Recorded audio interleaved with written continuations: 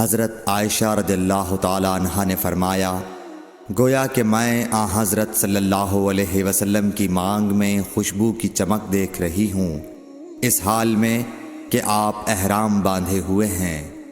صحیح بخاری حدیث نمبر 271۔ ام المومنین حضرت عائشہ صدیقہ رضی اللہ عنہا نے فرمایا کہ رسول کریم صلی اللہ علیہ وسلم جنابت کا غسل کرتے تو پہلے اپنے ہاتھوں کو دھوتے اور نماز کی طرح وضو کرتے، پھر اپنے ہاتھوں سے اپنے بالوں کا خلال کرتے، اور جب یقین کر لیتے کہ جسم تر ہو گیا ہے تو 3 مرتبہ اس پر پانی بہاتے، پھر تمام بدن کا غسل کرتے۔ صحیح بخاری حدیث نمبر 272۔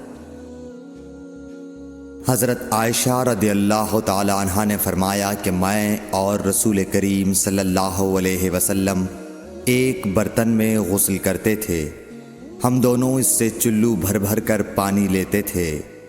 صحیح بخاری حدیث نمبر 273۔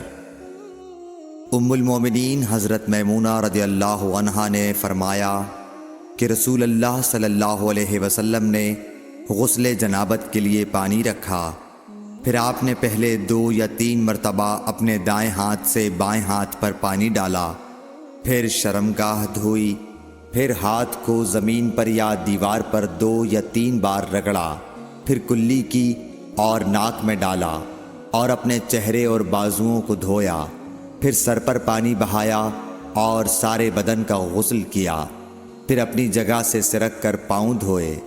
حضرت میمونہ رضی اللہ عنہا نے فرمایا کہ میں ایک کپڑا لائی تو آپ نے اسے نہیں لیا اور ہاتھوں ہی سے پانی جھاڑنے لگے۔ صحیح بخاری حدیث نمبر 274۔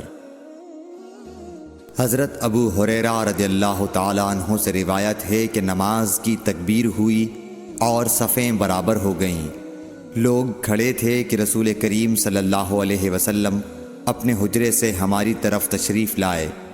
جب آپ مصلی پر کھڑے ہو چکے تو یاد آیا کہ آپ جنبی ہیں، پس آپ نے ہم سے فرمایا کہ اپنی جگہ کھڑے رہو، اور آپ واپس چلے گئے۔